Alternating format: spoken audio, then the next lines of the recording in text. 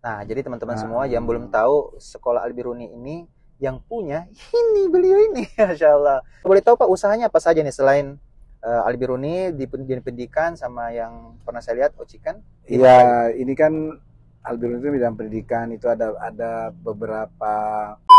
Pak Arafat kenapa mau terjun di politik nih Pak? Padahal kan kalau dipikir kita ini kan sudah cukup dengan diri, sudah cukup untuk keluarga dan sudah banyak memberikan lapangan kerja buat banyak orang.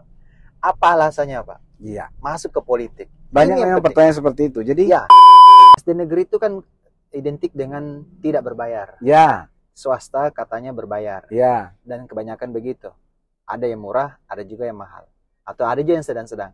Apakah negeri tidak akan dibuat rasa swasta? Kalau dengan kebijakan yang nanti Pak Arafat akan buat, apakah cukup anggaran nanti kalau Pak Arafat lihat dengan anggaran kita untuk dunia pendidikan, itu bisa tersignifikan untuk semua sekolah negeri yang ada di Makassar? kalau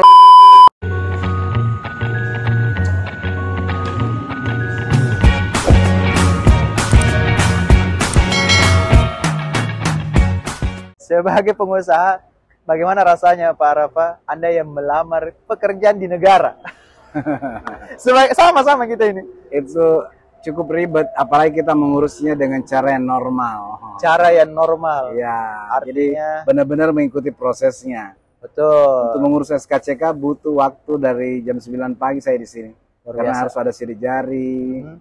Sebelum itu ya antrinya berkeringat. Wow. Oh, panas. Pokoknya mengikuti betul-betul. Ini kita Iya. masih ada keringat-keringat ini. Oh, Terbukti luar biasa Pak Arafat masih. ini. Tadi tuh saya lihat Pak Arafat bawa tas. Saya bilang, ini Pak Arafat ini kayak tak nampak pengusaha. Karena nampak kita ini pelamar kerja. Saya juga gitu. Tas, tadi Ya, bawa apa ya, tenteng-tenteng gimana karena gitu. berkas-berkasnya naruh di situ. Tapi tabarakallah Pak Arafat Kuba ini, insya Allah beliau akan mewakili rakyat untuk Dapil Manggala Panakukan, Panakukan. Dapil 4, Dapil 4 di Kota Kota Makassar. Makassar. Sesama partai PKS, tabarakallah, saya mengajak teman-teman semua untuk betul-betul lihat kenapa Anda mesti memilih Pak Arafat Kuba. Kita akan ngobrol sama beliau nanti ya. Tunggu sesaat lagi. Kita hitung ya. Bagaimana Pak Arafat, siap untuk Oke, diwawancara? siap, Oke, siap. kita mulai. Panakukan juga. Khususnya daerah Pangandaran. Kalau boleh tahu Pak usahanya apa saja nih selain Albiruni di pendidikan sama yang pernah saya lihat Ocikan? Iya, ini kan Albirun itu bidang pendidikan itu ada beberapa Cabang. supportingnya ya, supporting pendidikan itu kan ada catering, Oh, ada restoran, Masya kafe, minimarket, ya itulah supportingnya kira-kira. luar biasa. Ya ada hubungannya dengan sekolah gitulah, supaya Ah, kita mengembangkan sekolahnya ya bisa lebih mudah. jadi karena- klaster-klaster bisnisnya ada semua Pak ya? Ya, yang disupport oleh. Nah, itu kalau ada istilah Supported by. BCA model dengan Samsung model. Nah, ini seperti mirip-mirip BCA model. Iya. Nah, Pak Arafat kenapa mau terjun di politik nih Pak? Padahal kan kalau dipikir kita ini kan sudah cukup dengan diri, sudah cukup untuk keluarga dan sudah banyak memberikan lapangan kerja buat banyak orang. Apa alasannya Pak? Iya. Masuk ke politik. Banyak Ini yang memang penting. pertanyaan seperti itu. Jadi, Ya, kenapa saya mau terlibat di politik? Itu karena politik ini kan pengambil kebijakan. Nah, apalagi kalau legislatif ini kan istilahnya partnernya pemerintah untuk membangun Kota Makassar. oke. Oh Nah, iya ya. iya, jadi sebagai legislatif kan bisa memberi saran, memberi dukungan, memberi support atau apapun kepada pemerintah, terutama pemerintah Kota Makassar dalam hal ini Wali Kota Makassar dan dinas-dinas. Nah, karena saya berada di dunia pendidikan itu sudah lebih dari 20 tahun, Masya Allah. artinya saya punya pengalaman yang cukup lama terkait dengan pendidikan. Oke. Dan sementara kita tahu pendidikan kita di Makassar itu ya bukannya tidak maju ya, tapi tidak terlalu berkembang ya menurut saya, karena kan saya dari SD di sini, SMP di sini, SMA di sini. Oke. Saya bisa melihat SD yang ada sekarang dengan SD sekitar 30 tahun yang lalu itu tidak terlalu banyak berubah. Malah jadi Ya, penurunan yang bahkan berubah itu mungkin banyaknya hal fisik. Sebagaimana dulu kalau kita bicara taksi, kayak misalnya taksi nih, taksi bukan tidak melakukan perubahan, dia melakukan perubahan, tapi tiba-tiba datang online ya. dan tiba-tiba mereka merasa mereka tidak melakukan apa-apa. Nah, ini nggak sama nih. Sama juga sekolah seperti itu. Sebenarnya sekolah melakukan perubahan, tapi perubahan-perubahan yang dilakukan adalah perubahan yang kurang signifikan Dan tidak relevan. tidak relevan untuk kemajuan masa mendatang. Sementara anak-anak ini, anak-anak yang usia 6 sampai 12 tahun atau sampai 17 tahun itu anak-anak masa depan. Anak-anak yang menurut kita itu adalah calon-calon pemimpin Kota Makassar 20 atau 30 tahun mendatang. Coba bisa dibayangkan kalau mereka tidak dipersiapkan dengan baik. Betul. Kita mengira mereka sudah belajar padahal tidak. Makanya saya menyadari betul ini. Makanya saya merasa kalau hanya saya bergerak secara personal di lingkungan Al-Biruni, ya mungkin pengaruhnya hanya akan mempengaruhi beberapa orang, tidak segitu banyak. Terutama orang-orang hanya mampu masuk di Al-Biruni saja. Tapi kalau saya masuk ke DPRD dan saya membuat bisa mempengaruhi pemerintah lewat legislatif, terus mereka mengambil kebijakan yang sangat menguntungkan anak-anak ini di masa mendatang, itu akan luar biasa efeknya. Artinya apa yang saya lakukan di sekolah, saya bisa tularkan ke sekolah-sekolah lain lewat kebijakan-kebijakan. Nah, contohnya nih, pembelajaran Al-Quran. Saya tahu persis selama 20 tahun, saya tahu persis bagaimana proses pembelajaran Al-Quran. Ternyata proses pembelajaran Al-Quran yang kita lakukan itu sangat berbeda dengan proses pembelajaran yang berlaku selama ini di masyarakat, baik itu di TPA, di masjid-masjid, apalagi di sekolah-sekolah. Nah, kita sudah melakukan banyak uji coba atau eksperimen atau kita bilangnya riset ya 20 tahun di banyak sekolah termasuk TPA. Ternyata mereka tingkat pendidikan atau tingkat kemampuan atau tingkat kebisaan mereka membaca Al-Quran sangat rendah. Sangat rendah. Walaupun nanti orang tuanya mengatakan bahwa anak saya sudah membaca Al-Quran, anak saya sudah tamat Al-Quran, bahkan sudah 2 tahun belajar Al-Quran. Tapi begitu kita melakukan tes, itu ternyata mereka berada di tingkatan jilid paling rendah. Nah, itu menunjukkan bahwa mereka itu sangat rendah dalam kualitas. Artinya gini, memang mereka belajar, tapi apa yang mereka pelajari itu tidak memberi pengaruh. Artinya tidak ada dampak.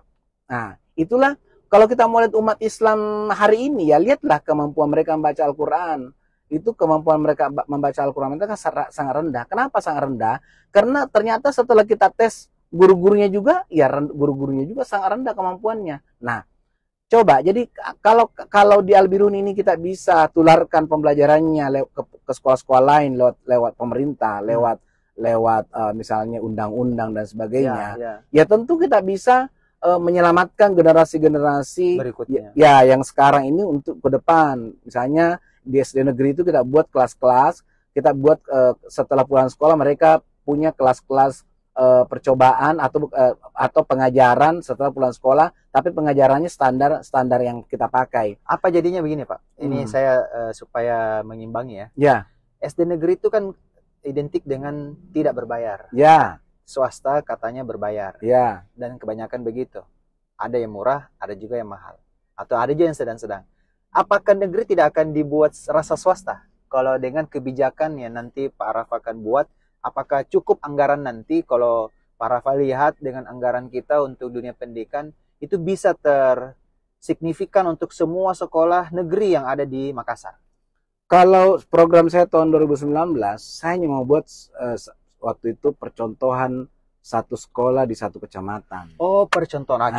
Jadi maksud saya gini, saya ingin ada satu sekolah misalnya di Kecamatan Panakukang, satu lagi di Kecamatan Manggala, itu nanti benar-benar menerapkan pola pembelajaran Quran seperti itu. Jadi nanti setiap pulang ini anak-anak, mereka belajar Quran dulu baru pulang. Jadi Dan kita pakai standar yang kita punya. Artinya kalau ini nanti berhasil, setahun, 2 tahun, 3 tahun berikutnya, itu bisa tinggal dicontoh oleh sekolah-sekolah lain. Dan masalah biaya, sebenarnya biaya ini kan bukan tidak melulu dari anggaran orang tua, tapi itu sebetulnya anggaran dari APBD atau anggaran pemerintah yang sebetulnya memang sebenarnya sudah ada. Bahkan ada kan anggaran baca tulis Al-Quran, walaupun iya di saat sekarang pun ada anggaran itu, tapi menurut saya apakah anggaran itu sudah tepat sasaran atau tidak. Nah, biasanya anggarannya ada, tapi impact-nya atau dampaknya masih kurang. Kenapa masih kurang? Itu Salah tadi sasaran. yang saya bilang. Karena biasanya pengajarnya aja itu belum tentu berkualitas. Nah, jadi kita kembali lagi pelatihan nanti harus lebih banyak ya, BIMTEK apa. Betul, jadi BIMTEK-nya harus tepat sasaran. Kita yang mengadakan, kita yang menentukan, kita yang menetapkan standarnya. Jadi kita ada standarnya, bagaimana standar seorang pengajar Quran. Sehingga nanti begitu dia mengajar, itu memang dia bisa mengajar dengan bagus kepada siswa. Kalau bisa ada sanatnya ya. Iya, betul. Wow, jadi itu lebih keren lagi. Jadi bukan lagi nanti Al-Quran itu hanya eksklusif di orang-orang tertentu. Betul. Al-Quran berkualitas itu tidak hanya di orang-orang tertentu, tapi itu bisa masuk ke level-level bawah. Masya Allah. Lewat mana ya? Lewat sekolah-sekolah negeri. Ya, siapa yang membayar? Siapa yang menganggar? Kayak pemerintah. Dan itu biayanya tidak terlalu besar sebenarnya. Bukan anggaran besar. Nanti kalau jadi anggota dewan kan ada namanya tim ahli. Iya. Sudah siapkah dengan tim ahli ini yang akan nanti membantu merumuskan itu semua, Pak? Sangat siap. Wow. Bahkan saya kan alumni SD Negeri 1 Bawakaraeng dengan teman-teman alumni yang sangat sangat peduli dengan kondisi itu. Kita ingin membuat kelas itu mulai sekarang. Oke. Dan itu bukan anggaran, bukan karena saya anggota DPRD, bukan, tapi karena kita alumni yang peduli. Masya Allah. Dan kita ingin apa yang kita lakukan kepada sekolah kita itu adalah harus ada dampaknya. Jadi harus berdampak, harus berimpact jangka panjang. Apakah targetnya ini hanya untuk SD? Bukan hanya SD, SMP. Bahkan kemarin waktu kita bicara begitu, bahkan alumni-alumni aja tertarik karena mereka aja belum tentu. Alumni yang umurnya sudah 50 tahun. Oh, itu tertarik. Wow. Ini berarti majelis taklimnya akan berubah. Kenapa? Ya karena kenapa mereka sendiri merasa baca Qurannya belum bagus. Iya ya? Iya. Iya ya, betul ya. Bagaimana Bu Ibu yang sekarang yang menonton, apakah Anda mengalami kesulitan baca Quran dengan baik dan benar? Iya. Apakah masih tajwidnya salah-salah? Antara huruf za dan za tidak bisa dibedakan. Ini belum belajar nada ya. Ini baru hurufnya doang ini. Ya, ini masalah makhraj huruf, terus masalah tafsir tajwid juga. Bahkan kalau di Quran namanya jilid gorib. Jilid gorib itu baca Al-Quran yang berbeda dari tulisannya. Itu sangat jarang orang tahu itu. Iya, betul. Nah, jadi jilid tajwid itu jilid paling tinggi. Di bawahnya namanya gorib. Nah, padahal kalau masalah orang bisa baca panjang atau pendek di Al-Quran, itu masih jilid 3. Nah, jadi kebanyakan orang-orang yang kita tes, termasuk siswa, guru juga, kebanyakan mereka tidak lulus di tes panjang pendek. Jadi membaca Al-Quran yang dipanjangkan yang mana, yang dipendekkan yang mana, mereka bingung. Nah, belum bicara yang lain-lainnya kayak dengung-dengungnya, yang mana yang berdengung, yang mana yang tidak. Ya itu banyak sekali PR-nya. Dan itu kalau baca Al-Quran belum bagus, itu berarti PR-nya umat Islam. Jadi umat Islam ini bisa diukur kualitasnya dari mana dulu? Dari baca Qurannya. Oke. Kalau Al-Qurannya belum bagus, bagaimana mau mengukur yang lain? Betul. Nah, nanti nih yang nonton, khawatirnya ada juga dari saudara kita, sahabat kita dari non-muslim. Iya. Kira-kira apa dampaknya buat mereka? Kalau kaum muslimin, Masya Allah, karena terbukti Al-Biruni kan untuk kaum muslimin, buat anak-anak siswa. Untuk misalnya, kan Makassar ini kan majemuk. Nah, bagaimana supaya kita bisa merangkul juga kalangan atau suara dari yang bukan muslim? Apa pendekatan dari Parafa sendiri? Yang jelas kalau saya kan saya fokus kepada bagaimana meningkatkan kualitas pendidikan. Jadi umum ya? Umum, bukan cuma masalah Al-Quran, tapi yang lainnya juga. Jadi kita ini terlalu banyak permasalahan pendidikan kita hanya fokus kepada hal-hal yang kecil-kecil yang tidak terlalu penting sebenarnya. Nah, hal-hal yang penting kita justru malah tidak fokus. Jadi saya bukan hanya akan memperbaiki Al-Quran, saya akan perbaiki yang lain-lain. Misalnya contoh, saya akan perbaiki kualitas pembelajaran matematika, pembelajaran yang terkait dengan konsentrasi, pembelajaran yang terkait dengan bahasa. Semuanya saya akan perbaiki. Karena kenapa? Karena kita harusnya mendidik putra-putri ini menghadapi era dunia, era globalisasi yang persaingannya bukan hanya melulu Kota Makassar atau bahkan persaingannya bukan cuma Indonesia, tapi persaingannya udah dunia. Jadi sekarang bagaimana caranya kita menyiapkan anak-anak ini untuk bisa berhadapan dengan orang-orang di negara lain. Nah, jadi dia bisa berkompetisi. Berkompetisi dalam hal apa ya? Dalam hal apa saja. Ya, jadi kita bisa memperbaiki banyak hal. Ya, termasuk misalnya kalau di sekolah-sekolah ya, kita memahamkan bagaimana konsep pembelajaran atau pendidikan yang benar kepada guru-guru, dan itu banyak guru-guru yang kurang paham itu. Nah, jadi bagaimana meningkatkan pemahaman kepada setiap guru akan pentingnya mereka memahami pendidikan yang sebenarnya. Seperti apa sih pendidikan yang sebenarnya? Bukan pendidikan sebenarnya itu ya, hanya perlu jago matematika, tidak. Iya, bukan. Betul. Bukan cuma harus jago bahasa Inggris, bukan. Dan belum tentu juga itu dia butuh. Iya. Jadi pendidikan itu harus terintegrasi, harus dipahami secara terintegrasi, bukan hanya parsial, hanya hal-hal tertentu saya dipahami. Ya lainnya juga, termasuk misalnya kemampuan bertahan hidup, kemampuan mereka memimpin, kemampuan mereka untuk memahami orang lain, menghormati orang lain, dan lain sebagainya. Banyak sekali mereka harus pahami. Dan ini harus diperbaiki.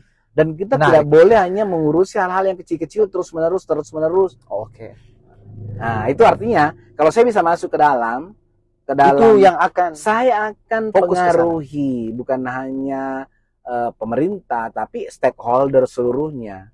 Dan saya bisa melakukan itu kenapa? Karena saya anggota DPRD. Tapi kalau saya orang biasa, mungkin orang tidak terlalu memperhatikan. Who you are? Kita dukung Pak Rafa. Nah, pertanyaan terakhir nih Pak Rafa. Nanti kalau teman-teman mau kita bikin part 2, nanti saya kunjungi lagi Pak Rafa langsung eksklusif di rumah beliau. Kalau teman-teman penasaran, tulis di kolom komentar ya. Apa pertanyaannya nanti kita tampung dulu. Nah, pertanyaan dari saya untuk menutup untuk part ini, kenapa Pak Rafa memilih PKS? Ya, saya sambil jalan nih Pak Rafa ya. Kita ambil Pak Rafa ini simpan mobilnya nih di parkiran nih. Saya bersama beliau sejak tadi di Kapolres, di Polrestabes sama-sama sampai ngecek juga pengadilan negeri apakah masih buka atau tidak. Ternyata udah tutup, tabarakallah. Nah, sekarang saya akan antar Pak Rafa untuk mendatangi parkiran tempat beliau parkir mobil.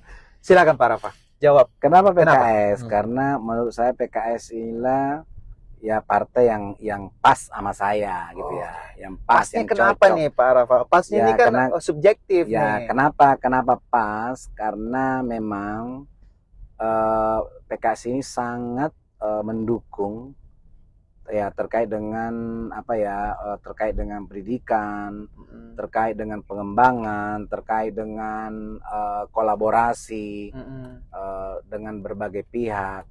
Ya, jadi saya merasa bahwa saya di sini cocok gitu ya. Ya, dan saya akan berusaha bertanggung jawab dengan apa yang dibebankan oleh PKS kepada saya. Dan saya tidak akan mengecewakan PKS. Luar biasa. Tahun berapa mulai masuk di PKS, Pak?